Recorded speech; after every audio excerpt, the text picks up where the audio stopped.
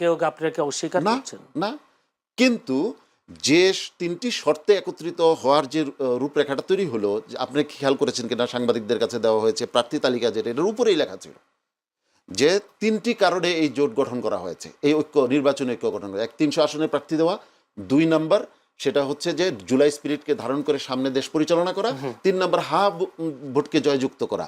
আপনি কি বলতে পারেন এখানে একটা ইসলামের কথা আছে? একটা ইসলামের ইস্যু আছে, তাহলে ইসলামের ভোট এক বাক্সে আসার বিষয়টা হইলো কেমনে? অতএব এটা যে আদর্শিক, এর প্রমাণ আমি দিলাম। আরো কিন্তু যত সংবাদ সম্মেলনমূলক যেগুলো হয়েছে আপনাদের, সেখানে তো আমরা বারবার মিডিয়াতে উঠে আসে আসন সমঝোতা নিয়ে সমস্যা। না না, সেটা তো হলো, এখানে ইসলাম নিয়ে তো কোনো সমস্যা দেখেন না, আপনারাও সেটা কোনো বিবৃতি ভালো করে বোঝাতে পারেন না। আপনারা সবাই বুঝেছে, জনগণ বুঝেছে, আমাদের ইসলামের ভোটগুলো এক বাক্সে আনা দরকার। ওটা ঠিক আছে, এটা মূল স্পিরিট।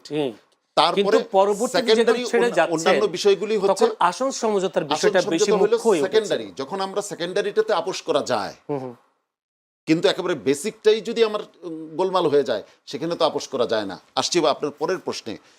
আপনি আজকে দেখেছেন, গতকাল আওয়ামী রেজিমের সময় এটা হতো, নাস্তিকরা বলতো যে হুজুররা নাকি চাপাতি নিয়ে দৌড়ায়। আজকে জামাতে ইসলামীর একজন সংসদ সদস্য প্রার্থী, তিনি কালকে একটি পডকাস্টে, এটা আমাদের হৃদয়কে ক্ষতবিক্ষত করেছে, তিনি বলেছেন যে পৃথিবীর কোথাও এখন শরিয়া আইন নাই। এই কথাটা সত্য নয়। দ্বিতীয় নাম্বার, এই কথা নামটাও বলেন, ব্যারিস্টার আরমান, তিনি বলেছেন যে এই কথা বললে হুজুররা আমাকে চাপাতি নিয়ে দৌড়াইতে আসবে। তার মানে কি? এদেশের যারা দাড়ি টুপি ওরা, তারা চাপাতি নিয়ে দৌড়ায়? আমি যদি এই কথা বলি তাহলে অনেক বড় কথা আসে। ইসলাম নিয়ে এই ভূখণ্ডে, ইসলামকে বেস করে এই ভূখণ্ডে সবচেয়ে বড় সংঘাত কারা করেছে, কারা রক্তাক্ত করেছে এই ভূখণ্ডকে, সেই প্রসঙ্গে যেতে চাই না। তিনি একটি রাজনৈতিক দলের, ওনার প্রতি মজলুম, ওনার প্রতি আমাদের সহানুভূতি এবং ওনার প্রতি আমরা মানে আমাদের আন্তরিকতা আছে। আমরা ভেবেছিলাম ট্রমার কারণে এটা হয়েছে। আমি দেখেছিলাম একজন নারীর সাথে উনি কোলাকুলি করছেন, আমরা ভেবেছিলাম যে এটা ট্রমার কারণে হয়েছে, এটাকে ক্ষমা করা যায়, এটাকে গ্রহণ করা যায় না। কিন্তু কালকে যখন উনি শরিয়ার ব্যাপারে, নারীর পোশাক, হাফ প্যান্ট পরে নারী চলতে পারবে কিনা, সেই সব বিষয়ে উনি যখন বক্তব্য রাখলেন, এটা দেশের ইসলামী অঙ্গনকে চরমভাবে ক্ষুব্ধ করেছে এবং আহত করেছে। এখন ওনারা হঠাৎ করে মডারেট সাজতে চাচ্ছেন এবং অনেক বেশি মডারেট হতে চাচ্ছেন। কোনো আপত্তি নেই, জামাত যদি চায় যে আজকে থেকে আমরা সেকুলার দল, আমার কি পড়েছে। কিন্তু আপনি যদি ইসলামের কথা বলেন, আবার যদি একই সঙ্গে সেকুলার আচরণ করেন, তখন সেইখানে আপত্তিটা উত্থাপন করবেই ওলামায়ে কেরাম। এদেশের যারা ইসলাম চায় তারা এটা করবে। আমি এখানে একটা দৃষ্টান্ত দিতে চাই। রাসূল করিম সাল্লাল্লাহু আলাইহি ওয়াসাল্লামকে মডারেট হওয়ার জন্য বলেছি যে আপনি আপনার খোদার দিকে, আপনার আল্লাহর দিকে, আপনার রবের দিকে ডাকেন, কিন্তু আমাদের রবের বিরুদ্ধে কিছু বলবেন না, তাহলে আপনাকে রাষ্ট্র ক্ষমতা দেওয়া হবে। আমার ভাই রাষ্ট্র ক্ষমতায় যাওয়ার কথা বললেন, রাষ্ট্র ক্ষমতায় গেলে নিজের আদর্শকে কি স্যাক্রিফাইস করব? যদি সেই স্যাক্রিফাইস করে সেই রাষ্ট্র ক্ষমতায় যাই, তাহলে রাসূলুল্লাহ সাল্লাল্লাহু আলাইহি ওয়াসাল্লাম আমাদের সামনে দৃষ্টান্ত দিতেন। তিনি বলতেন যে আমি আগে রাষ্ট্র ক্ষমতায় যাই, আমি ইসলাম কায়েম করে ফেলবো। অথচ সূরা কাফিরুন নাজিল হয়েছে, আল্লাহ পরিষ্কার ঘোষণা করেছেন তোমার দিন তোমার কাছে, তোমার আদর্শ তোমার কাছে, আমার আদর্শ আমার কাছে।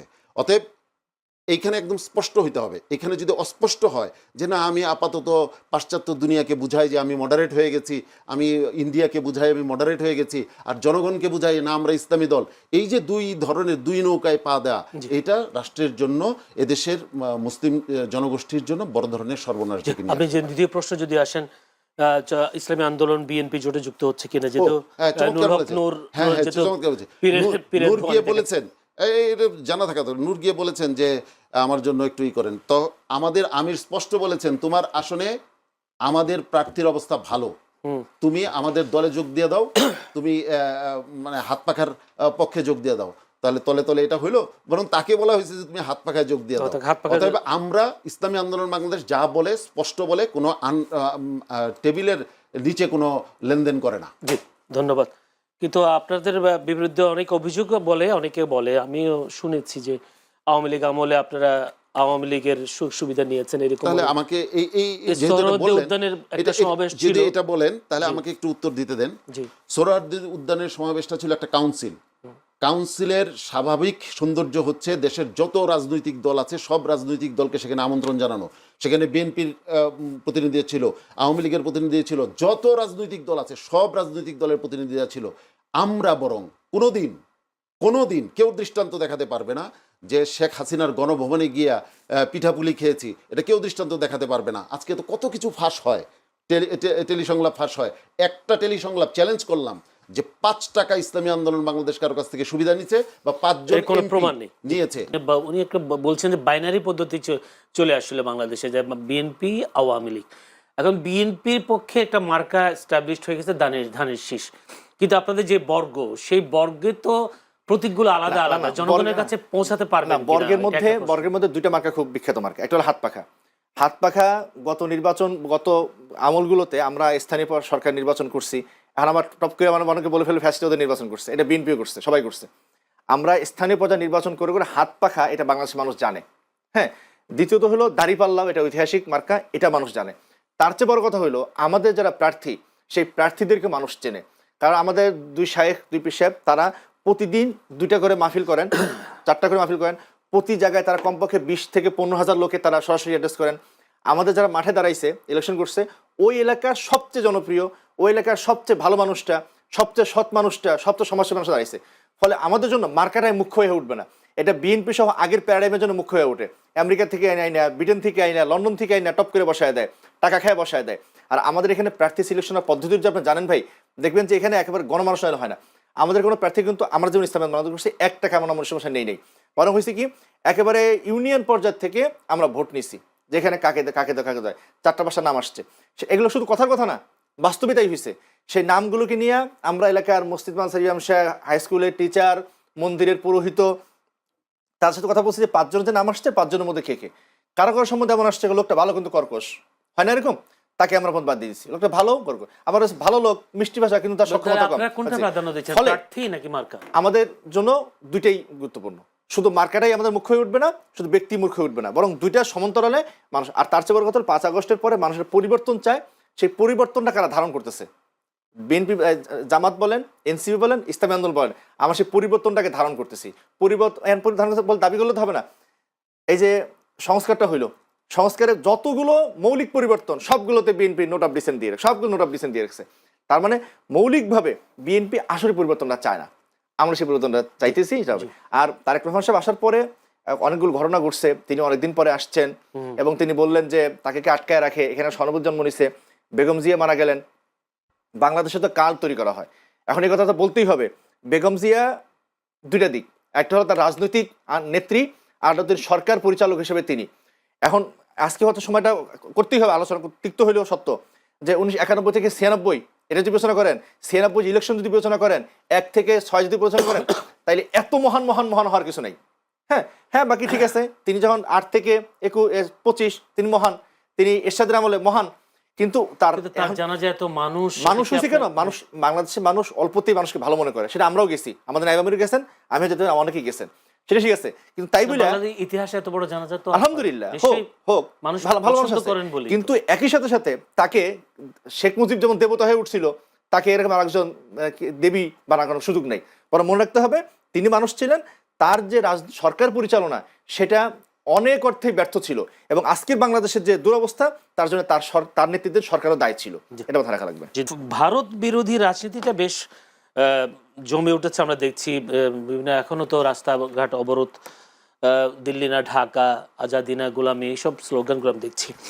ভারত বিরোধী রাজনীতি আওয়ামী লীগকে ফিরিয়ে আনার একটা সুযোগ তৈরি করে দিচ্ছে, আপনি কি বলেন?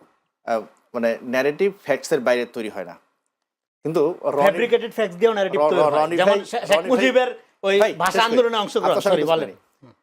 রনি ভাই যেভাবে বলে গেলেন, মানে ভাই তো একজন চিন্তাবিদ মানুষ, উনি তারা বলে একদল বক্তব্য বলে গেলেন, যে তারার একটাও আমার গায়ে পড়ে না। আপনাকে লক্ষ্য করে বলা আমার উদ্দেশ্য না। ফলে আমি পড়ি না, ইসলাম মন্ত্রীরা পড়ে না। ফলে তার ভাইয়ের যে তারা সেই তারা কারা সেটা জবাব দিই। কারণ তারা যদি হয় ইলিয়াস আর পিনাকি, আমার ভাই কথা নেই। দ্বিতীয় কথা হইলো যে জুলাই সনদকে ভয় পান কেন? মানে জুলাই সনদের স্বীকৃতি চাইলেই, জুলাই সনদ আইনি ভিত্তি চাইলেই 71-এর মতো ভয়টা কেন পাওয়া হইতেছে? আমরা জুলাই সনদের এটা চাই যে জুলাইটাকে শুধুমাত্র একটা সরকার পতন হিসেবে আমরা দেখতে চাই না। জুলাইটাকে আমরা দেখতে চাই একটা স্বৈরতন্ত্রের পতন হিসেবে। আমি হয়তো বারংবারই বলি ভাই, বাংলাদেশের স্বৈরতন্ত্র কেমনে হয়েছে? বাংলাদেশের বিদ্যমান আইন আদালত এবং সংবিধান মাইনেই স্বৈরতন্ত্র হয়েছে। একটা হলো সংবিধান, এগুলো পুরাতন বারবার বলা হয়েছে, সংবিধানের ৭০ অনুচ্ছেদ, একই ব্যক্তি দলীয় নীতি প্রধান হওয়া, সরকার প্রধান হওয়া, সাংবিধানিক প্রধানগুলো একই ব্যক্তির হাতে থাকা, এই জায়গাগুলোতে আমরা সংস্থা চাইছিলাম। এবং ভাই শুরুতে একটা কথা বলছেন যে মাল্টি পার্টি, তো আমরা চাইছিলাম পিআর। এই পিআরের কথা যখন কই তখন আবার একদল তেলবেগে ওঠে। বাংলাদেশে যদি বহুদলীয় মানে শক্তিকে দাঁড় করাইতে হয় তাহলে পিআরের চেয়ে ভালো কিছু হয় না। বাইনারি ভাঙতে গেলে পিআর, কিন্তু পিআরটা তো মানে বলাটাই অপরাধ বানায় ফেলছিল। তো ফলে কি জুলাইটাকে যেহেতু ওই পর্যন্ত দেখা হয়, সেজন্য আমরা জুলাইসের আইনে ভিত্তি চাইছি যে জুলাই যে পরিবর্তনগুলো আনছে, পরিবর্তনগুলো স্বীকৃত হোক, কেউ আর পরতে উৎখাত করতে না পারুক, চাইলে পরিবর্তন না ফেলতে পারে। ভয়টা কেন? 90-তে কি হয়েছে? 90-তে এত রক্ত এত কিছু, তারপর 90-এর পরে 24 আসল কেন? সেখানে তো বেগম জিয়ার কথা আসবে। বেগম জিয়া সরকার চালাইছেন, অনেক ভালো চালাইছেন, হ্যাঁ, কিন্তু 2008 যে হয়েছে তার সূত্রপাতটা কোথায়? এটাকে আপনি অস্বীকার করবেন? করবেন না। আর মানে আমরা ফুয়েলিং করি, এটা মানে এটা সত্য কথা না, এটা একেবারেই ভুল কথা। মানে ভারত বিরোধী যে তথাকথিত ভারত বিরোধী যা হয়, এর রাস্তা অবরোধ করে, হ্যান করে, তান আজাদি না আজাদি, এই সমস্ত স্লোগানগুলো আমরা দিই না। কারণ আমরা খুব ভালো করেই জানি যে আধুনিক জাতিরাষ্ট্রে একটা প্রতিবেশীর সাথে এক ধরনের সম্পর্ক রক্ষা করে থাকা লাগবে। সেই সম্পর্কটাকেই যদি কেউ আধিপত্য মনে করে, সেই সম্পর্কটাকে কেউ যদি গোলামি মনে করে, এটা আসলে ভুল কথা, আমরা সেটা মনে করি না। এবং ইসলামী আন্দোলন বাংলাদেশ কখনোই কাউকে মতাদর্শের ভিত্তিতে আলাদা করে না, আদারিং করে না। আমরা সবাইকে নিয়ে সবার সাথে রাজনীতি, সবাইকে অন্তর্ভুক্ত করতে চাই। এখন করতে যে চাই, প্রত্যেকটা তো ভালো মন্দ আছে, এটা ভালো কি খারাপ, এই ভালো খারাপ অনেকে মাপে পশ্চিমকে দিয়ে, আমি মাপে ইসলামকে দিয়া, জাস্ট এটুকু পার্থক্য। আমি কোনো মতাদর্শের ভিত্তিতে কাউকে আলাদা করতেছি না। আর একটা কথা আমি একটু খুব জোরাপদ জানাই রাখি, আমি বেগম জিয়া সম্পর্কে যা বলছি সেটার বিচারের ভার, কোট আনকোট বিচারের ভার জনগণকে। একজন সম্পর্কে মন্তব্য করলে সেটা বিচার করতে হবে কেন ভাই? এইটা মানে এই বিচার নাকি মানুষ এটা জাজ করবে, আমি মন্তব্য করলাম না, বিচারের ভার মানে ফলে তাহলে হবে কি, মানে এটা জন্য তাহলে আমার বিরুদ্ধে একটা মানে অনলাইন মব জাস্টিস হবে। অনলাইন আপনারা করেন, কে অন্য কেউ করবে না। সারাদিন ভাই বেগম জিয়াকে নিয়ে, হ্যাঁ, তার মৃত্যু নিয়ে যে গুজব, যে গুজব সোশ্যাল মিডিয়াতে আপনাদের সহকর্মীরা, এই শুনেন আপনাদের আমি ইসলামী বাংলাদেশের কেন্দ্রীয় প্রচার, আপনাকে দায়িত্ব নিয়ে বলি, আপনাদের কথা বলছেন, আপনাদের দল না, আপনাদের এই যে সমঝোতা ভিত্তিক কলিগরা, স্পষ্ট কথা বললে তো সে কথা নাই, স্পষ্ট কথা। আপনাদের আমি ইসলামী আন্দোলনের বাংলাদেশের কথা বলছি, ইসলামী বাংলাদেশের কোনো দায়িত্বশীল যদি একটা বাজে কথা বলে তার বিরুদ্ধে দল থেকে অ্যাকশন নেওয়া হয়, ফলে একজন দেখাতে পারবেন না। এখন আপনারা বলে যে বিশাল বর্গ করে দেন, তাহলে ভাই এখানে নিজেরা আলাদা করছেন, আমি করব কেন? তাহলে আপনারা বলেন কেন, সেটা আমরা না। তো ফলে কারণ মন্তব্যের জন্য কাউকে বিচার করতে হবে কেন? আপনি একটা মন্তব্য দিচ্ছেন, একটা ন্যাশনাল টেলিভিশন, আপনি কথা বলছেন, এটা কি যাচাই হোক? এটা জনগণ বিচার করবে না? আমি যা বলছি জনগণ বিচার করবে না? না, আপনি যেটা বলেন বিচার মানে কি? একটা পর্যালোচনা, হাইকোর্টের বিচার না তো, বিচার মানে পর্যালোচনার কথাই বলছি। এটা পর্যালোচনা হোক, পক্ষপাত আসবে, মানে জনগণ দেখবে এটা কথাটা সত্য না মিথ্যা। জনগণ কেন জানেন, ভয় পেয়ে কেন জানেন? আমরা বিগত হাসিনা আমল দেখছি, হাসিনার সময় একটা কথা কর, কারণ বিচার হয়েছে, বিচার কিছুই হয় না হাসিনা আমলে ভাই, আপনারা আরামে ছিলেন হাসিনা আমলে। আর দ্বিতীয় কথা ভাই যেটা বললেন যে কল্যাণ, হাসিনা আমলে আমরা কি করছি এগুলো খোঁজ করে দেখেন। হাসিনা আমলের কথা বললেন না আপনারা, দয়া করে মানুষ হাসাহাসি করবে। ইসলামের বিএনপি একটা কথা বলে কি যে আমরা কোরআন সুন্নাহ বিরোধী আইন করব না, আবার এক সময় বলে যে আমরা শরিয়াকে বিশ্বাস করি না, বলছে না? তো দ্বিমুখী কথা বলা দরকার কি? এটাই তো ধর্মকে ব্যবহার করা রাজনীতিতে। যদি শরীয় বিশ্বাস না করেন পরিষ্কার বলে ফেলেন যে শরীয় বিশ্বাস করেন না, আবার ওইখানে গিয়ে টুপি মাথায় দিয়ে আমি ইসলামের কল্যাণ মানে ইসলাম বিরোধী আইন করবো না, এটা বলা দরকার কি? আমরা পরিষ্কার করে বলি আমরা মানুষ অধিকার ভিত্তিক রাজনীতি করি। এখন অধিকারটা সংজ্ঞায়িত করবো কি করে? অধিকারটাকে সংজ্ঞায়িত কি করে? আমি ইসলাম দিয়ে সংজ্ঞায়িত করবো, সেটার কথা আমরা বলছি। আর যদি কেউ বিগত হাসিনা বিরোধী স্বৈরাচারী আন্দোলনের কেউ বিশেষ করে কেউ কৃতিত্ব দাবি করতে চান করেন, কিন্তু আমি বিনয়ের সাথে বলবো অন্য কাউকে বাদ দিয়েন না। এই ইনক্লুডিং এক্সক্লুসিভ করতে গিয়া কাউকে বাদ দিয়ে দেন না, অন্তর্ভুক্ত বাদ দিয়ে না। এখন আপনাদের জামায়াত ইসলামীর সাথে আপনাদের কোনো দ্বন্দ্ব চলছে কিনা, বা আসন ভিত্তিকের কোনো কারণে কি দূরত্ব তৈরি হচ্ছে কিনা? বিশেষ করে আমি একটা প্রশ্ন শেষ করেছি, সেখানে যে এনসিপি যুক্ত হয়েছে, এলডিপি যুক্ত হয়েছে, এবিপি পার্টি যুক্ত হওয়ার কারণে আপনাদের গুরুত্বটা কমে আসছে না? গুরুত্ব কমে নাই, কিছু চলে নাই, কিন্তু হয়েছে কি ওনারা যুক্ত হয়েছে গিয়ে 27-28 তারিখের পরে। এখন আমরা জামাত ইসলাম সহ এই 8 দল, তখন আমাদের মধ্যে আসন সেটেলমেন্ট এক ধরনের পরিকল্পনা ছিল, কিন্তু পরবর্তী যখন ওনারা আসছে তখন একটা বড় ধরনের একটা মানে অনেক বেশি আসন ছাড়তে হচ্ছে। যেমন আমাদের একজন যুগ্ম মহাসচিব ঢাকা 11-তে ইলেকশন করার সব প্রস্তুতি নিয়ে ফেলছে, এখন ওখানকার নাহিদ ভাইকে ছেড়ে দিতে হচ্ছে। তো এগুলো নিয়ে আবার সবগুলোকে আবার রিসাফলিং করতে হইতেছে, সেটা নিয়ে সময় লাগতেছে। এবং আপনি জানেন যে এগুলোতে একটু অস্বস্তিতে থাকে, কিন্তু গত 2 দিন আগে আমাদের নায়েবে আমির সহ আবতার ভাই ছিলেন, মিটিং একটা হয়েছে, অস্বস্তি কেটে গেছে, শীঘ্রই সেটা আসবে। আপনাদের- আজকে এটা হয়ে যেত, গতকালকে হয়ে যেত, জি। কিন্তু তার হিসাবে শ্বশুর শাশুড়ি মারা গেছেন, জি। আর গতকালকে এটা হয়ে যেত। না, ফলে আপনাদের কোনো কথা নাই। চাহিদা আমরা যতটুকু গণমাধ্যমে পাই, আপনার কি 150টা আসন না, না, না, চাচ্ছেন? না, না, এরকম কোনো খবর ভাই, আছে? এখানে কোনো চাওয়াচাওয়ির বিষয় না। আমাদের আমি বারংবার বলছেন যে আমরা 300 আসন নিয়ে বসবো, এই আসনে কার হওয়ার সম্ভাবনা বেশি। তাতে যদি একটা তো হাত পাখা জয়ের সম্ভাবনা নাই, হাত পাখা একটাও চায় না, আবার 300তে হাত পাখার সম্ভাবনা, 300ই হাত পাখা। বিষয় হলো আমাদের জয়ী হয়েও আসতে হবে জুলাইয়ের রক্তটাকে সার্থক করার জন্য। আলমম রাসেল জামায়াতের পক্ষ থেকে কালকেও বলেছেন যে সুষ্ঠু নির্বাচন নিয়ে শঙ্কা দেখা দিয়েছে, একটি পাতানো নির্বাচন করার একটা ব্যবস্থা, পাতানো নির্বাচন করা হলে তারা হুঁশিয়ারি দিয়েছেন পাতানো নির্বাচন করা যাবে না, এরকম একটা বিষয়। আজকে আবার প্রধান নির্বাচন কমিশনার নিজেই ঘোষণা দিয়েছেন কোনো পাতা নির্বাচন হবে না, সুষ্ঠু নির্বাচন হবে। আবার যদি বলি মন্ত্রী পরিষদ সচিব আপনাদের জামায়াতের প্রশ্নের উত্তরও দিয়েছেন, কেউ কেউ কিছু কোনো সময় বিক্ষুব্ধ বা হলেই পক্ষপাত দুষ্টর অভিযোগ তোলে, আসলে সেরকম কিনা বিষয়টা? দেখেন, আমার আপনার কাছে কি মনে হয় তারেক রহমান সাহেব আসার পরে, আমি সম্মান রেখে বলছি তারেক রহমান সাহেবকে, আমি মনে করি বাংলাদেশের একমাত্র ব্যক্তি যার বাবা প্রেসিডেন্ট, মা প্রধানমন্ত্রী ছিলেন, একমাত্র ব্যক্তি, আর কোনো ব্যক্তি নেই। তারেক রহমান সাহেব আসার কারণে আমরা সবচেয়ে বেশি খুশি হয়েছি। আমরা বলেছিলাম কারণ long distance relationship and long distance leadership দুইটি কিন্তু একটা জাতির জন্য ক্ষতিকর।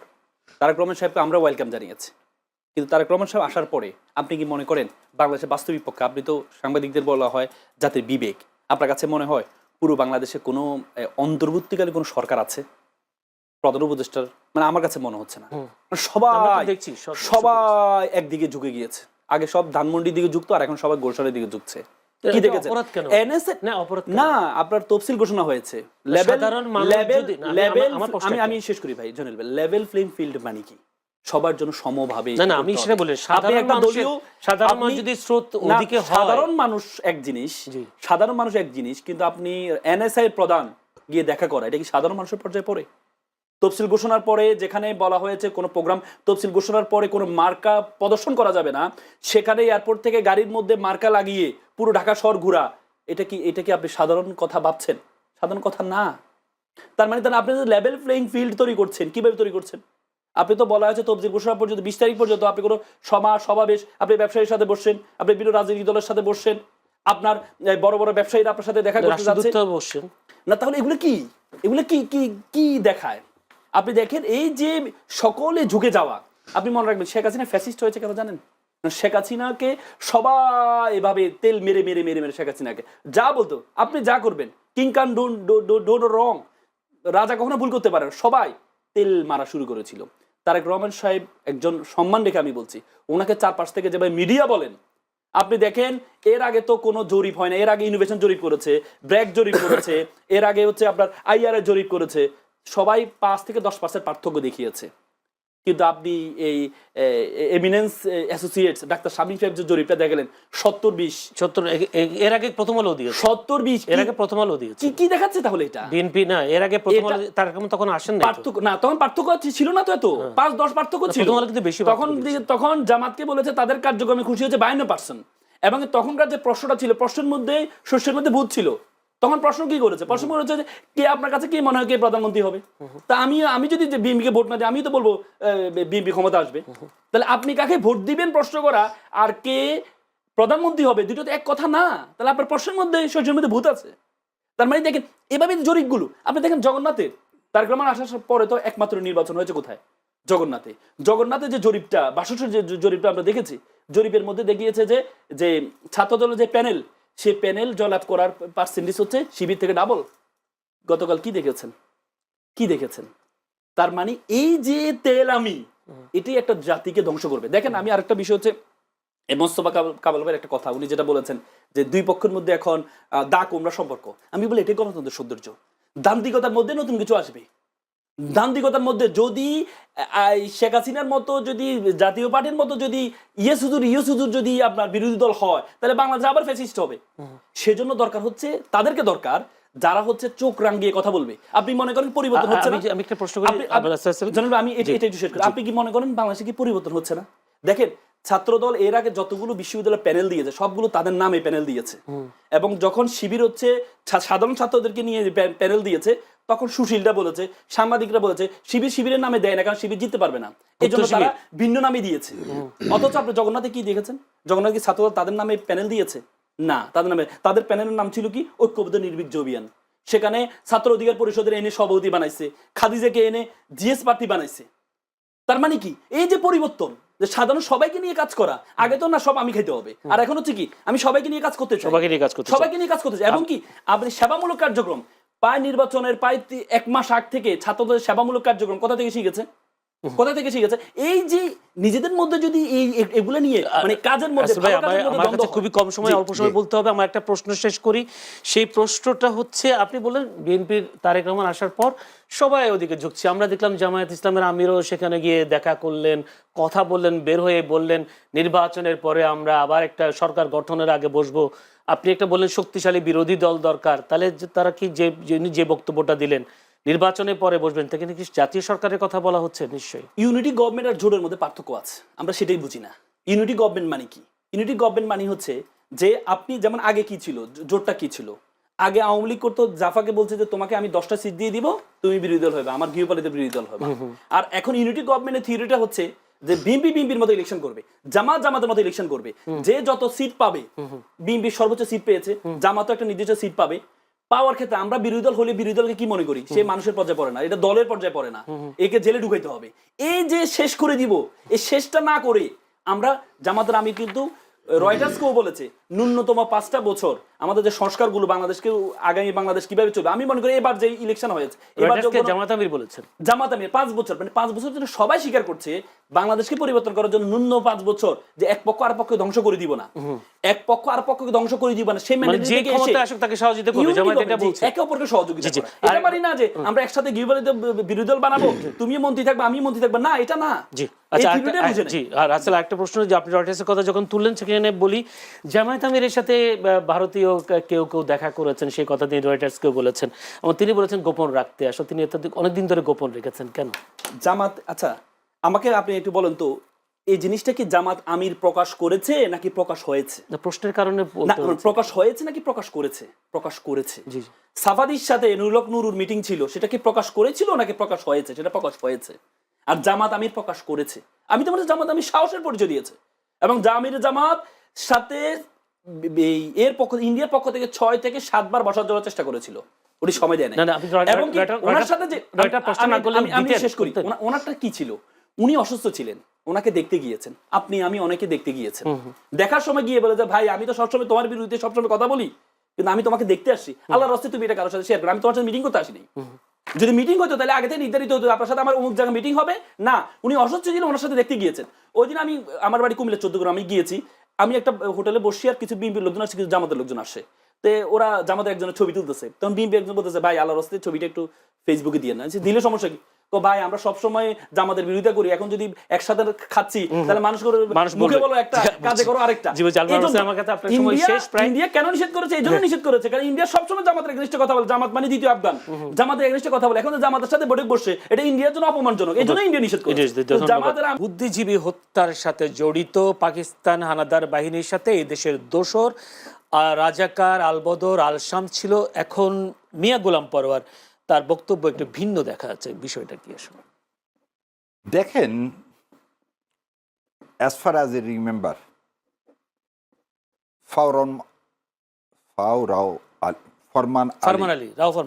রাও ফরমান আলীর কোনো দাড়ি ছিল বলে দেখিনি, ইয়াহিয়া খান সাহেবের দাড়ি ছিল বলে দেখিনি, আপনি যদি দেখেন টিক্কা খানের দাড়ি ছিল বলে দেখিনি। ওই প্রসঙ্গে আবার আসতেছি, সায়ের ভাই একটা ভিডিও করছে, আপলোড করছে, সেখানে এক আলবদর বাহিনীর সাথে কথা বলছে যে সেও ক্লিন শেভ। আজকে আপনি গত 15 বছরে দেখালেন টুপি এবং দাড়ি হলেই সে আলবদর রাজাকার, যদি আপনার এই কনসেপ্টটা নিয়ে নিই। আর আপনার প্রশ্নের তাহলে প্রথম কথা হলো টুপি এবং দাড়ি এটা একটা কাল্পনিক মিথ, একটা ইউটোপিয়া, যা আসলে যাদেরকে আপনি আলবদর রাজাকার বলতেছেন তারা না। এবার দ্বিতীয় একটা জিনিস বলি, মুক্তিযুদ্ধ চারু মজুমদার বইটা লিখছেন নেসার আহমেদ। নেসার আহমেদ তার বইয়ে বলতেছেন যে দেখেন আমাদেরকে 16ই ডিসেম্বর বাংলাদেশকে একবারে সব জায়গায় এলাকা স্বাধীন হয়েছে না, স্বাধীন হওয়া শুরু হয়ে গেছে, কিন্তু অক্টোবর থেকে বিভিন্ন জায়গায় সেগমেন্ট করে স্বাধীন হওয়া শুরু হয়েছে। এবং আপনি একটা জিনিস দেখবেন যে কখনো ওই পাকিস্তান বাহিনী এই 30,000 সৈন্য সারা বাংলাদেশের সমস্ত জায়গা কভার করেছিল এটা না। তাহলে আপনি এপ্রিল মাসে বৈদ্যনাথ তলায় আপনি যে বিএসএফ নিয়ে এসে যে শপথ নিলেন, তাহলে তো আপনি সেটা পারতেন না। তাহলে 16ই ডিসেম্বরের আগে যেসব অঞ্চল স্বাধীন হয়ে গেল সেসব অঞ্চলে তাহলে আলবদররা কোথায় গেল? এই জন্যে এই বইটার কথা বললাম। এই বইটা বলতেছে 14 তারিখে ঢাকা শহরেও কোনো কে ছিল না, কোনো আলবদর রাজাকার কিছু ছিল না। এবং আরেকটা জিনিস আপনাকে বলি, আপনারা হয়তো সবাই জানেন ববিতা কে ছিল। ববিতা হচ্ছে জহির রায়হান সাহেবের শালী। ববিতা আনন্দ ভুবন পত্রিকায় 1997 সালে 16ই মার্চ একটা সাক্ষাৎকার দিলেন। সাক্ষাৎকার একটু অংশ খালি পড়ে শোনাই। জহির ভাই বাসায় কাউকে কিছু না বলে মিরপুর গেলেন, তার সাথে ছিল একজন ভারতীয় ব্রিগেডিয়ার। সেই ব্রিগেডিয়ার রাতে আমাদের বাসায় ডিনার করার কথা ছিল। সন্ধ্যার সময় ব্রিগেডিয়ার সাহেব আমাদের গ্যান্ডেরের বাসায় ফোন করে বললেন ডিনার খাওয়া হবে না, কেননা জহির রায়হানকে খুঁজে পাওয়া যাচ্ছে না, বলে তিনি ফোন কেটে দিলেন। ববিতা তো জীবিত।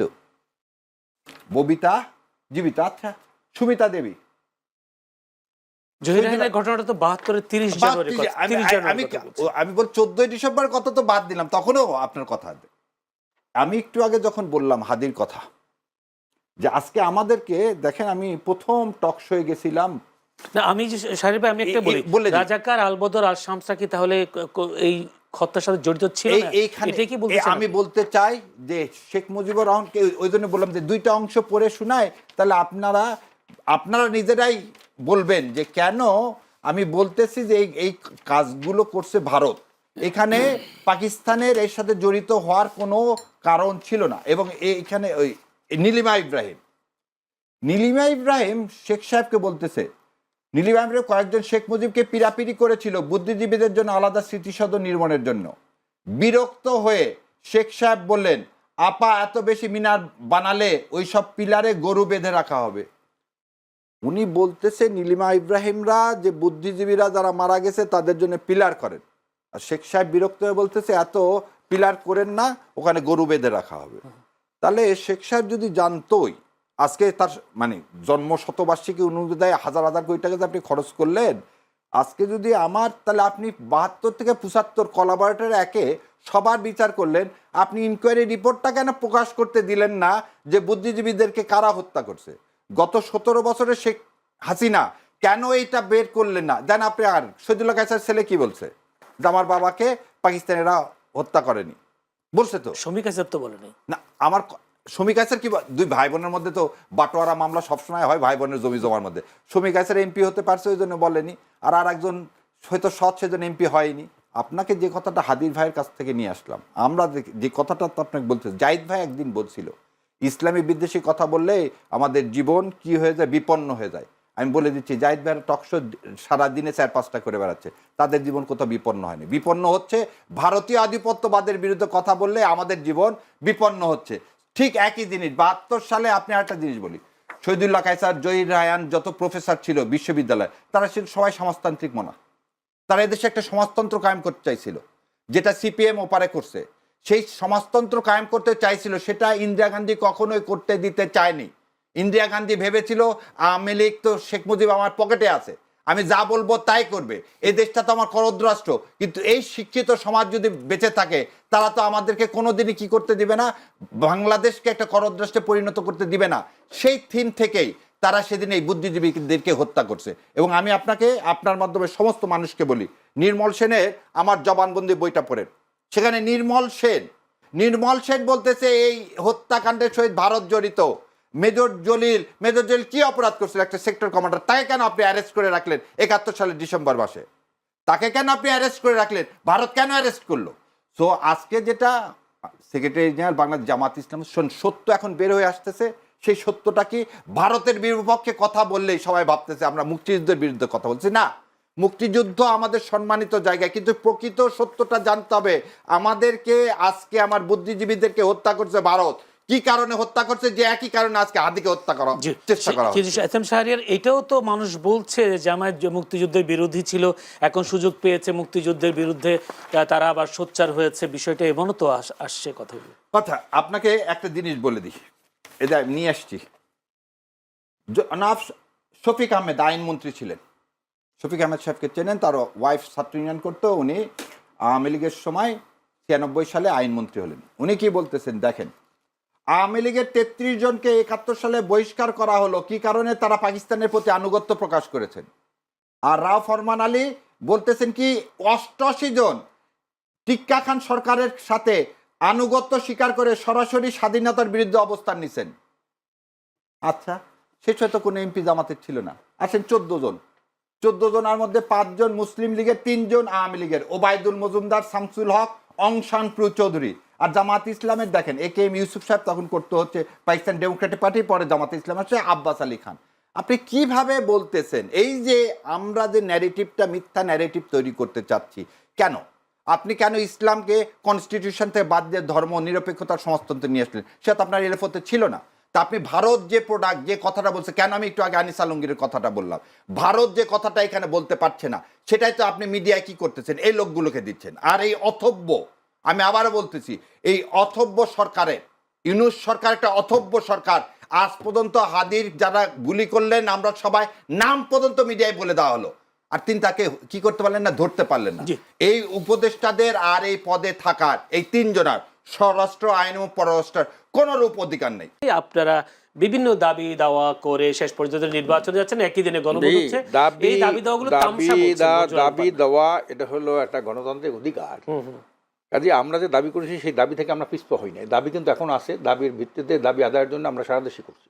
এবং আমরা যদি এদেশের জনগণ যদি একটা ভিন্ন প্রেক্ষাপট তৈরির জন্যে আমাদেরকে ভোট দেয়, এই 11 দলীয় সমঝোতা ভিত্তিক যে ওয়ান বক্স সিস্টেমের যে নির্বাচন, তারা যদি নির্বাচন হতে পারেন, আমরা ওই যে দাবিগুলো নিয়ে আন্দোলন করছি সেই দাবিগুলো আমরা বাস্তবায়ন করবো। না, আপনার সেই জামায়াত সহ আপনারা যে দাবি দাওয়া দিয়ে বিভিন্ন জনসভা করলেন, মানুষকে ভোগান্তি তৈরি করলেন, মানুষের ভোগান্তি, ওই যে বললাম প্রশাসন তো নিরপেক্ষ না, সেটা একটা দিকে তাকাই কথা বলছে, একটা দিকে যেমন ওখানে বলছেন ইউনূস সাহেব তো তাই বলছে। আজকে ইউনূস সাহেব জাতিসংঘে নিয়ে যায় কাকে? বিএনপি, জামাত, এনসিপি। তখন কিন্তু এনসিপি রেজিস্ট্রেশন ছিল না, সারা দেশে তার নেটওয়ার্ক নাই। একটা মিটিং করলে 500 লোক হয় না এখন তাদের দলের নামে। আগে চেতনার নামে হয়েছিল ভিন্ন জিনিস, কিন্তু দলের নামে তো কোনো লোক আসে না। এই দলটা এনসিপি তখন আপনাদের সাথে, এনসিপি তখন আপনাদের সাথে না, সেটাই এটা তো আমরা চাবো যে আমাদের সাথে আসুক, কিন্তু ওই সময় যে এনসিপিকে সাথে নিয়ে আপনারা গর্ববোধ করেন না? গর্ববোধ করেন না? না, আমরা তো জুলাই অভ্যুত্থানের সম্মুখ যোদ্ধা। এটা তো আমরা বলি, কিন্তু মাঝখানে ইউনূস সাহেব কি করলেন? এইটা হলো ইউনূস সাহেবের দল, এনসিপিটা তো ইউনূস সাহেবের দল। ইউনূস সাহেব তো আপনাদের দলে এখন, ইউনূস সাহেবের দল হলে ইউনূস সাহেব তো আমি জানি না আসলে কি তারা এই ধরনের নাটক কেন করতেছে, আমরা আমার তাহলে যে মানুষটা একটা দল রয়েছে সেই মানুষটা কিভাবে অন্তর্বর্তীকালীন সরকারের প্রধান উপদেষ্টা হয়, কিভাবে তার অধীনে নির্বাচন তো একটা ব্যতিক্রমধর্মী একটা অবস্থার পরিপ্রেক্ষিতে উনি এখানে ক্ষমতায় আসছেন। আচ্ছা, সজীব ভুঁইয়া কেমনে উপদেষ্টা হইল? তারপরে নাহিদ কেমনে উপদেষ্টা হওয়ার তো অনেকগুলো কারণ, না তারা সম্মুখ যোদ্ধা ছিলেন না, ওইটার জন্য না, আপনারাই পাঠিয়েছেন। উনি যখন, না ওটা আমরা পাঠাই না, এটা উনি করছেন। এইটা উনি যখন ফ্রান্সে ছিলেন তখন এই সজীব ভুঁইয়া ইউনূস সাহেবের সাথে কথা বলছেন, নাহিদ কথা বলছেন, তারপরে ওই যে মাহফুজুল উনি কথা বলছেন, যারা তার সাথে কথা বলছেন ওখান থেকে যে আমরা আসা প্রয়োজন, জাতি আপনাকে চায়, এই কথা বলার পরে যারা কথা বলছে উনি তাদেরকে উপদেষ্টা নিয়েছে ওখান থেকে। এই 3 জন, সজীব ভুঁইয়া একটা ছাত্র মানুষ, তাকে উপদেষ্টা বানানো। এখানে হলো বয়সের তো একটা সীমারেখা থাকা দরকার। এখানে কিছু আছে অতি বৃদ্ধ, কিছু আছে অতি বৃদ্ধ, আর কিছু আছে অল্প বয়স্ক, যার কারণে ওনার প্রশাসনরা যেভাবে আপনার একটা শক্ত অবস্থানে ভিতরে থাকে, এই যে সেটা সম্ভব হয়নি। একটা প্রশ্ন, যেহেতু আপনার একটা সমঝোতার জোট আছে জামায়াতের সাথে আপনাদের দীর্ঘদিনের বৈরিতা ছিল, এটা তো আপনারা নিজেরাও স্বীকার করেন, বিভিন্ন আপনাদের আদর্শ বা ইসলামী সুন্নাহ বা যেটা বলেন, নির্বাচন সামনে রেখে যে সমঝোতা হলো, এখন এই সমঝোতার মাধ্যমে আপনারা তাদের সাথে, জামাতের সাথে থেকে আপনাদের যে উদ্দেশ্য, সেই উদ্দেশ্যটা কতটা সফল হয়েছে? আমরা চাইতেছি যে গণঅভ্যুত্থানের যে 3টা মৌলিক আপনার লক্ষ্য ছিল, একটা হলো আপনার প্রথম ছিল হলো সংস্কার, বিচার এবং হলো সুষ্ঠু নির্বাচন, 3টা। এই লক্ষ্যকে সামনে রাখা আমরা জামাতের সাথে জোট করেছি। জামাতের দল, তাদের নীতি আদর্শ তাদের, আমাদেরটা আমাদের, ওইটা যার তাকে সে থাকবে। কিন্তু আগামী নির্বাচনে এই 3টি মৌলিক, আপনি বিএনপি তো সংস্কারই চায় না, বিএনপি তো সংস্কার চাই নাই, সে বলছে যে আমরা সব পাল্টাই দেবো। এবং দেখেন মৌলিক প্রশ্নে যেগুলো সংস্কারের প্রস্তাব আছে সব জায়গায় কিন্তু নোট অফ ডিসেন্ট দিয়ে রাখছে তারা, ঠিক না? এবং তারা বলে এই গণঅভ্যুত্থানের সাথে আমরা সরাসরি জড়িত নই, যেটা ছাত্ররা করেছে, আমরা করি নাই, এটা তো উনি বলেন। এবং যারা এই প্রায় 1,500 মানুষকে হত্যা করলো নির্মমভাবে, হাজার হাজার মানুষকে পঙ্গু বানাইলো, উনি তাদের সমস্ত কেস মামলা উনি করে দেবেন, কি বলে উনি উঠেই ফেলবেন, তাদের কেস মামলা থাকবে না। তারপরে ভারতের সাথে এই যে ফ্যাসিস্ট আওয়ামী লীগ যে চুক্তিগুলো করলো ভারতের সাথে, অনৈতিক অসম যে চুক্তিগুলো করলো, এই চুক্তিগুলো কী হবে এ নিয়ে তারা কোনো কথা বলে না। শুধু তাই না, আজকের গণঅভ্যুত্থানের পরে একটা দাবি করছিল আপনার এর পদত্যাগ, সুপ্পু সাহেবের পদত্যাগ, এইটা কিন্তু তাদের কারণে এইটা হইল না। যে হাসিনার একজন পাচাটা, বলতে গেলে পাচাটা একজন ব্যক্তি, সে ওখানে কিন্তু আশরাফ আলী, এখন আপনাকে একটা প্রশ্ন, যেহেতু এত সমালোচনা করছেন বিএনপির, কিন্তু আমরা দেখলাম আপনাদের নায়েবে আমির মুফতির ফয়জুল করিম সহ আপনারা কয়েকজন বিএনপির অফিসে গেলেন, দেখা করলেন, তাদের সাথে হাত মেলালেন, আতর উপহার দিলেন। এটা হলো মানবিক কারণ, এই জন্যে একটা বয়োজ্যেষ্ঠ একজন নেত্রী উনি ইন্তেকাল করেছেন, সমবেদনা জানানোর জন্যই আমরা সেখানে গেছি। কেউ কেউ বলছেন জামাতের সাথে আপনাদের দূরত্ব তৈরি হয়েছে, সে কারণে এই সম্পর্কটা আবার বিএনপির সাথে করতে চান। এইটার কোনো রাজনৈতিক কোনো কেউ কেউ বলছে সামাজিক যোগাযোগ মাধ্যমে সামাজিক যোগাযোগ অনেক কিছুই অনেকে বলে, হ্যাঁ, বলার জন্য বলা, কম লেখার জন্য লেখা, করার জন্য করার জন্য। কারণ আসন ভাগাভাগি নিয়ে আপনাদের সাথে একটা দূরত্ব তৈরি হয়েছে জামাতের সাথে। না, এটা হয়তো মারাত্মক কিছু না, এটা আবার সমঝোতার একেবারে সমঝোতা হয়ে যাবে। জামাত আপনাদেরকে 35টা আসন দিতে চায় না, এইটা ভুল মেসেজ, এটা ভুল মেসেজ, এটা কিছু না, এটা মিডিয়ার একটা বানানো, এটা না। কারণ জামাত তো দেওয়ার কেউ নাই এখানে, তো নির্বাচনী সমঝোতা, আপনার কয়টা আছে সক্ষমতা, ওনার কয়টা, আমার কয়টা, পারস্পরিক বসে আমরা আলোচনা করবো, কে কারে দেয়, এটা তো জোট না। কেউ কেউ বলছেন জামাত মোড়লগিরি করছেন। না, মোড়ল তো একটু মানে করতেই পারে সে যদি এটা তাদের, কারণ জামাত তো আওয়ামী লীগ বিএনপির সাথে জোট করিয়াছে, এই জন্য তাদের ওই যেমন আওয়ামী লীগ বিএনপি তার সাথে মোড়লগিরি করছে, এই অবস্থা তাদের থাকতেও পারে। কাজে এই যে জনগণ এটা গ্রহণ করবে না, তাদের মোড়লগিরিটাকে এখনই জনগণ গ্রহণ করতেছে না। আপনারা গ্রহণ করেন কিনা? না, আমরাও করবো কেন, এখানে মোড়লের কোনো জায়গা নাই, এখানে মোড়লের কোনো জায়গা নাই, এটা নির্বাচনী সমঝোতা।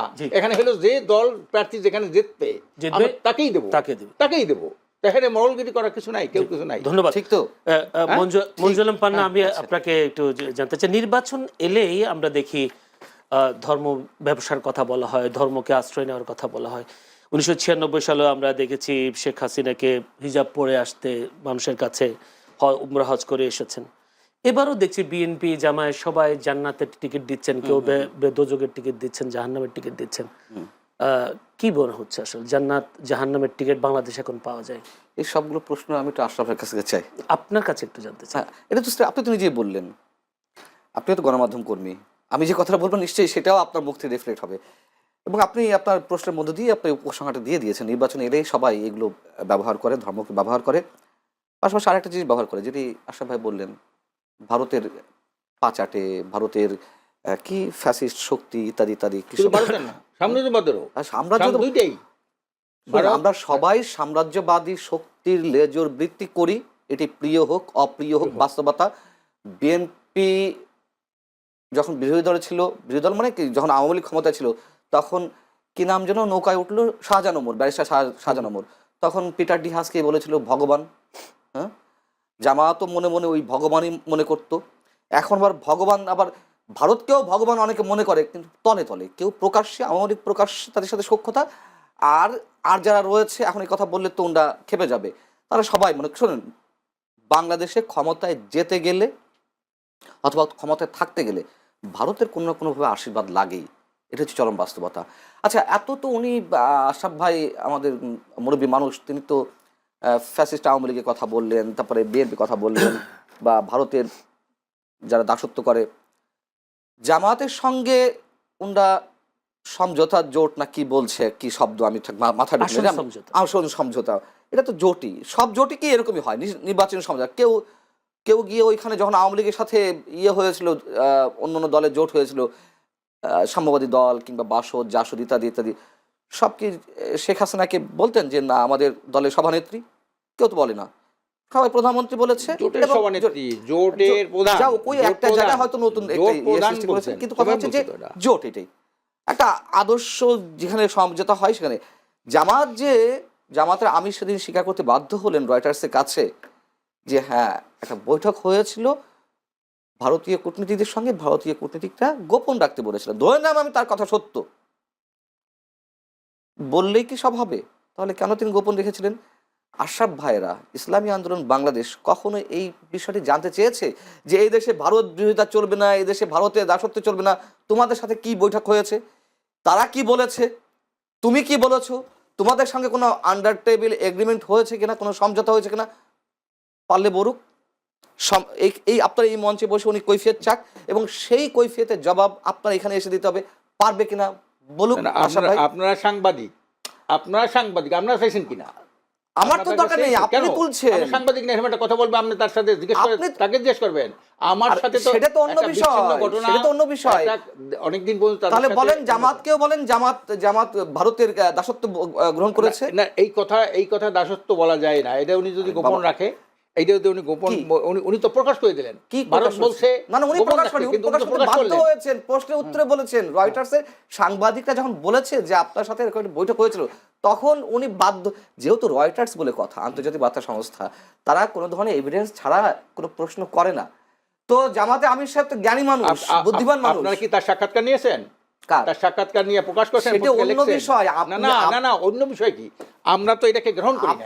আমরা ভারতে আধিপত্যবাদের বলেছেন, অবশ্যই বলেছি, এই কথাটা ঠিক না। এই কথা হলো জিএম কাদের সাহেব যে কথা বলেছেন যে ওই যে আওয়ামী লীগের আমলে যে ভারতের সাথে কি হয়েছিল আপনার কথাবার্তা, উনি বলছে বলা যাবে না, উপরে নির্দেশ আছে, ওই পারের নির্দেশ আছে, যেটা বলা যাবে না। তার মধ্যে এই কথাই বলছি যে এত জিএম কাদেরের মধ্যে তো এটা কথা হলো যে উনি এতদিন কেন গোপন রাখবেন? তার সাথে কেন নির্বাচনের সমঝোতা করছেন? কার সাথে সমঝোতার সঙ্গে? না, এত আগেই সমঝোতা। কেন কেন এই যে বিএনপি আর একটা ফেসিস্ট না, আওয়ামী লীগ যে ফেসিস্ট, তারাই তো প্রচারটা হলো আওয়ামী লীগ। জামাত ফেসিস্ট 5-6 হাজার লোককে তারা বহিষ্কার করলো। 5-6 হাজার লোক কেন? চাঁদাবাজি, দখলবাজি, সন্ত্রাসী কার্যক্রম, এই 5,000 লোককে তো তারা এই কারণ ঘটিছে দেখে তো তারা বহিষ্কার করলো। এখন তো তাদের মধ্যে হয়ে গেছে, এখন সমস্ত ওই যে আমরা বালু ট্রাক করতেছে, একজন আপনার কোথায় নেত্রকোনার একজন বলছে যে আমি তো তাহাজ্জুদ নামাজ পড়ি, দাড়িওয়ালা, তাহাজ্জুদ নামাজ পড়ি, আমি ফোর্স যাই, আমি 500 অবৈধ বালির ট্রাক আটকাইছি, এখন আর এটা চলে না। তো এখনও এইটা কারা করে? এই চাঁদাবাজি, দখলবাজি, টেন্ডারবাজি, ভূমি কারা করে? যারা ক্ষমতায় ছিল, ক্ষমতায় যাওয়াই মানে হলো রাষ্ট্রীয় সম্পদ লুটপাট করা, এই আর ভাগ কিছু সাংবাদিককে দেওয়া, এই আর ভাগ কিছু হ্যাঁ সাংবাদিক। এই যে আপনার এই যে মতিউর রহমান প্রথম আলোতে কি লেখছেন, সে আগের বারে তারেক জিয়ার বিরুদ্ধে, খালেদা জিয়ার বিরুদ্ধে কি লেখছেন, সে লেখছে না যে বিশ্বের 3 জন সবচেয়ে বেশি দুর্নীতিবাজ নেতা, তার মধ্যে 3য় নম্বর হলো খালেদা জিয়া। এটা তার পত্রিকায় এখন এটা দেখাইতেছে না যে আপনার পত্রিকায় যে দেখাইতেছে আগের প্রথম আলো আর এখন বর্তমান প্রথম আলো, এই দেখাইতেছে না। তো এই যে সুবিধা, চিন্তা করে যে ওই লোকটা তো খারাপ লোক, ওখান থেকে কিছু পৃথক হইলে তার বংশী প্রশ্ন করা লাগবে। আজকে যে নির্বাচনে আপনি দেখেন যেখানে গরু, ছাগল এবং কুকুর বসেছিল মাঠের মধ্যে, মাঠ ফাঁকা ছিল, সেখানেও সাংবাদিকরা রিপোর্ট করে 60-70% ভোট কাস্ট হয়েছিল। সব সাংবাদিক না, শোনেন, সাংবাদিকরা যখন 2টা গ্রুপ পড়ে, একটা যায় বিএনপির দিকে জাতীয়তাবাদী, একটা যায় বিএনপির দিকে, এরপরে যা থাকে তারা কারা? এই যে প্রেস ক্লাব নিয়ন্ত্রণ করে কারা? আগে করতো আওয়ামী লীগ, এখন করে বিএনপি। সেই টিভি চ্যানেলগুলো এখন কারা নিয়ন্ত্রণ করে? আগে করতো আওয়ামী লীগ, এখন বিএনপি। পত্রিকাগুলো কারা নিয়ন্ত্রণ করে? জামাত করে কোন জামাত খালি ফোন। আপনি আরেকটা চিন্তা করেন, কোম্পানি, একটা লোক 4-5টা মিডিয়ার মালিক হবে, পত্রিকা 2-3টা, তারপর টিভি 2-3টা, এইভাবে মানে কি? এগুলো একটা লোক হবে? এটা ব্যবসা। এই ব্যবসা সুযোগ নিলে কিভাবে? ওই ফ্যাসিস্ট সরকারের গুণগান গাইছে এই মিডিয়া দিয়া, এই যার কারণে এই আগে ইনকালাবে কোনো বিজ্ঞাপন পাইতো না, আওয়ামী লীগ কোনো বিজ্ঞাপন নাই, একদম সাদা কালো পত্রিকা, আর এখন বিজ্ঞাপনে ভরা তার। এখন কেন পায়? আগে কেন পায় নাই, এখন কেন পায়? যে ইনকালাব আওয়ামী লীগের আমলে আগের 96 সালে, আমি উত্তরটা নিয়ে আসি না, এটা 1 মিনিট শেষ করি। যে আওয়ামী লীগের নেতাদের মাঝখানে বসাইয়া তখন ইনকালাবের প্রতিষ্ঠাতা মৌলানা আব্দুল মান্নান সাহেব এবং এখন যে সম্পাদক বাহাউদ্দিন সাহেব, 2 পাশে 2 জন বসতেন, মাঝখানে আওয়ামী লীগ একজন, এক একদিন একটা বৈঠক করতেন। শুধু এই জন্যে আমি একটা কথা বলি, এই দেশের সরকারের একটা ফ্যাসিস্ট হওয়ার জন্য শুধু এক সরকারই দায়ী না, এজন্য কিছু তার উইংস আছে, তার মধ্যে গণমাধ্যমের কিছু এই নাম করা যারা প্রধান থাকে কি প্রধান গণমাধ্যম, তাদের কিন্তু একটা অনেক ভূমিকা আছে এই ফেসিদেরকে টিকাই রাখা এবং সেখান থেকে অবৈধ সুযোগ সুবিধা নেওয়া। তামাশা করা হয়েছে না, এই তো চলছে। এই প্রশ্নগুলো নিয়ে একটু আশরাফ আলী আকনের কাছে যেতে চাই। আশরাফ আলী এখন আসলে মঞ্জুল পানা যে কথাগুলো বলেছেন, আপনারা পিয়ারের দাবি ছিল, স্থানীয় সরকার নির্বাচনের আগে করার দাবি ছিল, গণভোটের দাবি ছিল, এই তিনটা দাবি হঠাৎ করে আপনারা আবার সেই দাবিগুলো থেকে সরে এসে এখন নির্বাচনে যাচ্ছেন। আমি প্রশ্নটা শেষ করি। নির্বাচনে যাচ্ছেন এবং আপনারা নিজেরাও বলেন যে ঐকমত্য কমিশনে যাওয়া হয়েছে, সেখানে নোট অফ ডিসেন্ট থেকে শুরু করে কোনো কিছু জুলাই সনদের বাস্তবায়ন হয় নাই, এসবগুলো বলছেন আপনাদের দল। কিন্তু মঞ্জুল আলম পান্না তিনি বলছেন আপনারা এইসব করে আসলে কি তামাশা করেছেন। এটা তো উনি বলতেই পারে তামাশা। যারা খেলে না, যারা খেলে তাদের ফাউল হওয়ার স্বাভাবিক, যারা খেলা দেখে তাদের কোনো ফাউল নাই, তাহলে তো দর্শক যারা। আপনারা বিভিন্ন দাবি দাওয়া করে শেষ পর্যন্ত নির্বাচনে যাচ্ছেন, একই দিনে গণভোট হচ্ছে। এই দাবি দাওয়াগুলো তামাশা বলছেন। দাবি দেওয়া এটা হলো একটা গণতান্ত্রিক অধিকার। কাজে আমরা যে দাবি করেছি সেই দাবি থেকে আমরা পিছপা হই নাই, দাবি কিন্তু এখন আছে। দাবির ভিত্তিতে দাবি আদায়ের জন্য আমরা সারা দেশে করছি। এবং আমরা যদি এদেশের জনগণ যদি একটা ভিন্ন প্রেক্ষাপট তৈরির জন্যে আমাদেরকে ভোট দেয়, এই 11 দলীয় সমঝোতা ভিত্তিক যে ওয়ান বক্স সিস্টেমের যে নির্বাচন, তারা যদি নির্বাচন হতে পারেন, আমরা ওই যে দাবিগুলো নিয়ে আন্দোলন করছি সেই দাবিগুলো আমরা বাস্তবায়ন করবো। না, আপনার সেই জামায়াত সহ আপনারা যে দাবি দাওয়া দিয়ে বিভিন্ন জনসভা করলেন, মানুষকে ভোগান্তি তৈরি করলেন, মানুষের ওই যে বললাম প্রশাসন তো নিরপেক্ষ না, তাদের একটা দিকে তাকাই কথা বলছে, একটা দিকে যেমন ওখানে বলছেন ইনুস সাহেব তো তাই বলছে। আজকে ইনুস সাহেব জাতিসংঘে নিয়ে যায় কাকে? বিএনপি, জামাত, এনসিপি। তখন কিন্তু এনসিপি রেজিস্ট্রেশন ছিল না, সারা দেশে তার নেটওয়ার্ক নাই। একটা মিটিং করলে 500 লোক হয় না এখন তাদের দলের নামে। আগে চেতনার নামে হয়েছিল ভিন্ন জিনিস, কিন্তু দলের নামে তো কোনো লোক আসে না। এই দলটা আপনাদের সাথে না, এটা তো আমরা চাবো যে আমাদের সাথে আসুক, কিন্তু ওই সময় যে সাথে নিয়ে আপনারা গর্ববোধ করেন না? গর্ববোধ করেন না? না, আমরা তো জুলাই অভ্যুত্থানের সম্মুখ যোদ্ধা। এটা তো আমরা বলি, কিন্তু মাঝখানে ইনুস সাহেব কি করলেন? এইটা হলো ইনুস সাহেবের দল, এনসিপিটা তো ইনুস সাহেবের দল। ইনুস সাহেব তো আপনাদের দলে এখন।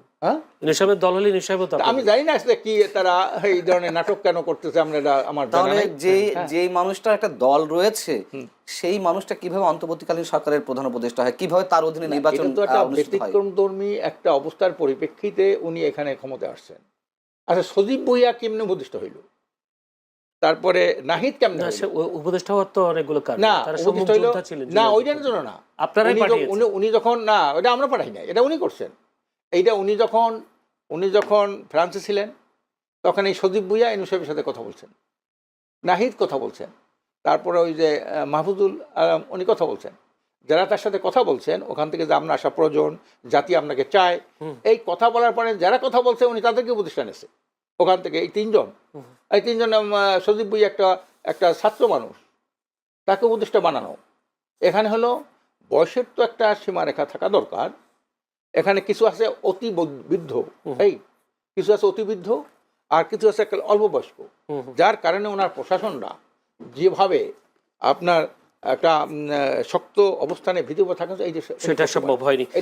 একটা প্রশ্ন, যেহেতু আপনার একটা সমঝোতার জোট আছে জামায়াতের সাথে আপনাদের দীর্ঘদিনের বৈরিতা ছিল, এটা তো আপনারা নিজেরাও স্বীকার করেন। বিভিন্ন আপনাদের আদর্শ বা ইসলামী সুন্নাহ বা যেটা বলেন, নির্বাচন সামনে রেখে যে সমঝোতা হলো, এখন এই সমঝোতার মাধ্যমে আপনারা তাদের সাথে, জামাতের সাথে থেকে আপনাদের যে উদ্দেশ্য, সেই উদ্দেশ্যটা কতটা সফল হয়েছে? আমরা চাইতেছি যে গণঅভ্যুত্থানের যে 3টা মৌলিক আপনার লক্ষ্য ছিল, একটা হলো আপনার প্রথম ছিল হলো সংস্কার, বিচার এবং হলো সুষ্ঠু নির্বাচন, 3টা। এই লক্ষ্যকে সামনে রাখা আমরা জামাতের সাথে জোট করেছি। জামাতের দল, তাদের নীতি আদর্শ তাদের, আমাদেরটা আমাদের, ওইটা যার সে থাকবে। কিন্তু আগামী নির্বাচনে এই 3টি মৌলিক, আপনি বিএনপি তো সংস্কারই চায় না, বিএনপি তো সংস্কার চায় নাই, সে বলছে যে আমরা সব পাল্টাই দেবো। এবং দেখেন মৌলিক প্রশ্নে যেগুলো সংস্কারের প্রস্তাব আছে সব জায়গায় কিন্তু নোট অফ ডিসেন্ট দিয়ে রাখছে তারা, ঠিক না? এবং তারা বলে এই গণঅভ্যুত্থানের সাথে আমরা সরাসরি জড়িত নই, এটা ছাত্ররা করেছে, আমরা করি নাই, এটা তো উনি বলেন। এবং যারা এই প্রায় 1,500 মানুষকে হত্যা করলো নির্মমভাবে, হাজার হাজার মানুষকে পঙ্গু বানাইলো, উনি তাদের সমস্ত কেস মামলা উনি করে দেবেন, কি বলে উনি উঠেই ফেলবেন, তাদের কেস মামলা থাকবে না। তারপরে ভারতের সাথে এই যে ফ্যাসিস্ট আওয়ামী লীগ যে চুক্তিগুলো করলো ভারতের সাথে, অনৈতিক অসম যে চুক্তিগুলো করলো, এই চুক্তিগুলো কী হবে এ নিয়ে তারা কোনো কথা বলে না। শুধু তাই না, আজকের গণঅভ্যুত্থানের পরে একটা দাবি করছিল আপনার এর পদত্যাগ, সুপ্পু সাহেবের পদত্যাগ।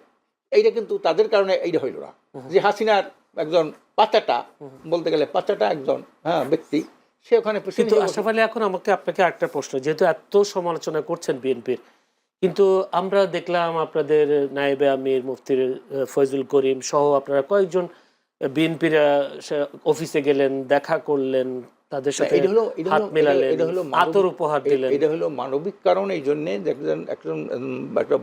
একটা বয়োজ্যেষ্ঠ একজন নেত্রী উনি ইন্তেকাল করেছেন, সমবেদনা জানানোর জন্যই আমরা সেখানে গিয়েছি। কেউ কেউ বলছেন জামাতের সাথে আপনাদের দূরত্ব তৈরি হয়েছে, সে কারণে এই সম্পর্কটা আবার বিএনপির সাথে করতে চান। এইটার কোনো রাজনৈতিক কোনো কেউ কেউ বলছেন সামাজিক যোগাযোগ মাধ্যমে সামাজিক যোগাযোগ অনেক কিছুই অনেকে বলে, হ্যাঁ, বলার জন্য বলা, লেখার জন্য লেখা, করার জন্য করার জন্য। কারণ আসন ভাগাভাগি নিয়ে আপনাদের সাথে একটা দূরত্ব তৈরি হয়েছে জামাতের সাথে। না, এটা তো মারাত্মক কিছু না, এটা আবার সমঝোতার একেবারে সমঝোতা হয়ে যাবে। জামাত আপনাদেরকে 35টা আসন দিতে চায় না, এইটা ভুল মেসেজ, এটা ভুল মেসেজ, এটা কিছু না, এটা মিডিয়ার একটা বানানো, এটা না। কারণ জামাত তো দেওয়ার কেউ নাই, এখানে তো নির্বাচন সমঝোতা, আপনার কয়টা আছে সক্ষমতা, ওনার কয়টা আমার কয়টা, পারস্পরিক বসে আমরা আলোচনা করবো, কে কারে দেয়, এটা তো জোট না। কেউ কেউ বলছেন জামায়াত মোড়লগিরি করছেন। না, মোড়ল তো একটু মানে করতেই পারে সে যদি এটা তাদের, কারণ জামাত তো আওয়ামী লীগ বিএনপির সাথে জোট করিয়াছে, এই জন্য তাদের ওই যেমন আওয়ামী লীগ বিএনপি তার সাথে মোড়লগিরি করছে, এই অবস্থা তাদের থাকতেও পারে। কাজে এইটা জনগণ এটা গ্রহণ করবে না, তাদের মোড়লগিরিটাকে এখনই জনগণ গ্রহণ করতেছে না। আপনারা গ্রহণ করেন কিনা? না, আমরাও করবো কেন, এখানে মোড়লের কোনো জায়গা নাই, এখানে মোড়লের কোনো জায়গা নাই, এটা নির্বাচনী সমঝোতা। এখানে হলো যে দল প্রার্থী যেখানে জিতবে তাকেই দেবো, তাকেই দেবো, এখানে মোড়লগিরি করার কিছু নাই, কেউ কিছু নাই। ধন্যবাদ। ঠিক তো মঞ্জুর আলম পান্না, আমি আপনাকে একটু জানতে চাই, নির্বাচন এলেই আমরা দেখি ধর্ম ব্যবসার কথা বলা হয়, ধর্মকে আশ্রয় নেওয়ার কথা বলা হয়। 1996 সালে আমরা দেখেছি শেখ হাসিনাকে হিজাব পরে আসতে মানুষের কাছে উমরা হজ করে এসেছেন। এবারও দেখছি বিএনপি জামায়াত সবাই জান্নাতের টিকিট দিচ্ছেন, কেউ দোজখের টিকিট দিচ্ছেন, জাহান্নামের টিকিট দিচ্ছেন। কি মনে হচ্ছে আসলে জান্নাত জাহান্নামের টিকিট বাংলাদেশে এখন পাওয়া যায়? এই সবগুলো প্রশ্ন আমি একটু আশরাফের কাছে চাই, আপনার কাছে একটু জানতে চাই। এটা তো আপনি তো নিজেই বললেন, আপনিও তো গণমাধ্যম কর্মী, আমি যে কথাটা বলবো নিশ্চয়ই সেটাও আপনার মুখ থেকে রিফ্লেক্ট হবে, এবং আপনি আপনার প্রশ্নের মধ্য দিয়ে আপনি উপসংহারটা দিয়ে দিয়েছেন। নির্বাচন এলেই সবাই এগুলো ব্যবহার করে, ধর্মকে ব্যবহার করে, পাশাপাশি আরেকটা জিনিস ব্যবহার করে, যেটি আশরাফ ভাই বললেন, ভারতের পাচাটে, ভারতের কি ফ্যাসিস্ট শক্তি ইত্যাদি ইত্যাদি। আমরা সবাই সাম্রাজ্যবাদী শক্তির লেজর বৃত্তি করি, এটি প্রিয় হোক অপ্রিয় হোক বাস্তবতা। বিএনপি যখন বিরোধী দলে ছিল, বিরোধী দল মানে কি, যখন আওয়ামী লীগ ক্ষমতায় ছিল, তখন কি নাম যেন নৌকায় উঠলো, শাহজাহান ওমর, ব্যারিস্টার শাহজাহান ওমর, তখন পিটার ডি হাসকে বলেছিল ভগবান। হ্যাঁ, জামায়াতও মনে মনে ওই ভগবানই মনে করতো। এখন আবার ভগবান, আবার ভারতকেও ভগবান অনেকে মনে করে, কিন্তু তলে তলে কেউ প্রকাশ্যে, আওয়ামী লীগ প্রকাশ্যে তাদের সাথে সখ্যতা, আর যারা রয়েছে এখন এই কথা বললে তো ওরা খেপে যাবে, তারা সবাই মনে শোনেন, বাংলাদেশে ক্ষমতায় যেতে গেলে অথবা ক্ষমতায় থাকতে গেলে ভারতের কোনো না কোনোভাবে আশীর্বাদ লাগেই, এটা হচ্ছে চরম বাস্তবতা। আচ্ছা, এত তো উনি আশরাফ ভাই আমাদের মুরব্বী মানুষ, তিনি তো ফ্যাসিস্ট আওয়ামী লীগের কথা বললেন, তারপরে বিএনপি কথা বললেন, বা ভারতের যারা দাসত্ব করে, জামায়াতের সঙ্গে ওনারা সমঝোতা জোট না কি বলছে, কি শব্দ আমি মাথায় সমঝোতা, এটা তো জোটই, সব জোটই কি এরকমই হয়, নির্বাচনী সমঝোতা। কেউ গিয়ে ওইখানে যখন আওয়ামী লীগের সাথে হয়েছিল, অন্য দলের জোট হয়েছিল, সাম্যবাদী দল কিংবা বাসদ জাসদ ইত্যাদি ইত্যাদি, সব কি শেখ হাসিনাকে বলতেন যে না আমাদের দলের সভানেত্রী? কেউ তো বলে না, সবাই প্রধানমন্ত্রী বলেছে,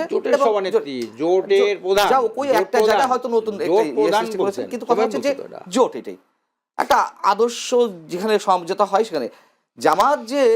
জামাতের আমি সেদিন স্বীকার করতে বাধ্য হলেন রয়টার্সের কাছে যে হ্যাঁ, একটা বৈঠক হয়েছিল ভারতীয় কূটনীতিকদের সঙ্গে, ভারতীয় কূটনীতিকরা গোপন রাখতে বলেছিলেন। ধরে নাম আমি তার কথা সত্য, বললেই কি সব হবে? তাহলে কেন তিনি গোপন রেখেছিলেন? আশরাফ ভাইরা ইসলামী আন্দোলন বাংলাদেশ কখনো এই বিষয়টি জানতে চেয়েছে যে এই দেশে ভারত বিরোধিতা চলবে না, এই দেশে ভারতের দাসত্ব চলবে না, তোমাদের সাথে কি বৈঠক হয়েছে, তারা কি বলেছে, তুমি কি বলেছো, তোমাদের সঙ্গে কোনো আন্ডার টেবিল এগ্রিমেন্ট হয়েছে কিনা, কোনো সমঝোতা হয়েছে কিনা? পারলে বলুক। এই আপনার এই মঞ্চে বসে উনি কৈফিয়ত চাক এবং সেই কৈফিয়তের জবাব আপনার এখানে এসে দিতে হবে, পারবে কিনা বলুক। আপনারা সাংবাদিক, আপনারা চাইছেন কিনা? আমার তো দরকার নেই, আপনি তুলছেন। সাংবাদিক না, এরকম একটা কথা বলবে, আপনি তার সাথে জিজ্ঞেস করে তাকে জিজ্ঞেস করবেন। আমার সাথে তো সেটা তো অন্য বিষয়, সেটা তো অন্য বিষয়।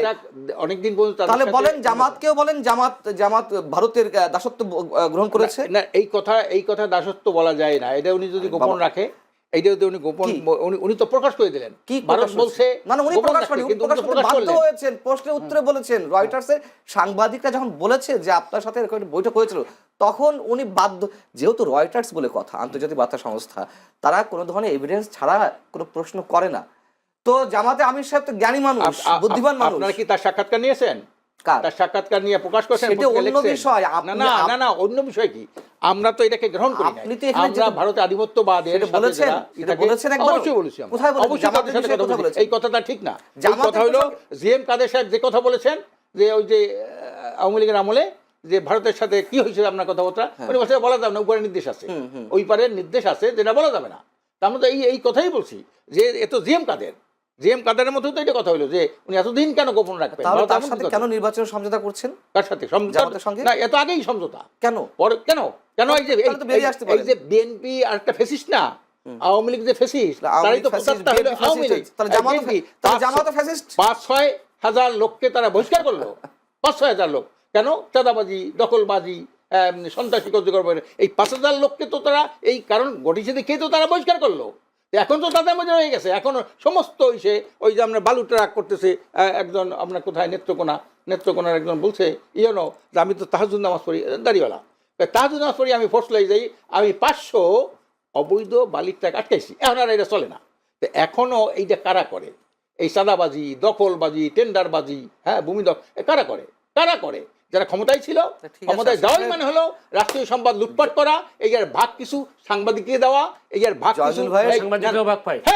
সাংবাদিক। এই যে আপনার এই যে মতিউর রহমান প্রথম আলোতে কি লেখছেন, সে আগের বারে তারেক জিয়ার বিরুদ্ধে, খালেদা জিয়ার বিরুদ্ধে কি লেখছেন, সে লেখছে না যে বিশ্বের 3 জন সবচেয়ে বেশি দুর্নীতিবাজ নেতা, তার মধ্যে 3য় নম্বর হলো খালেদা জিয়া।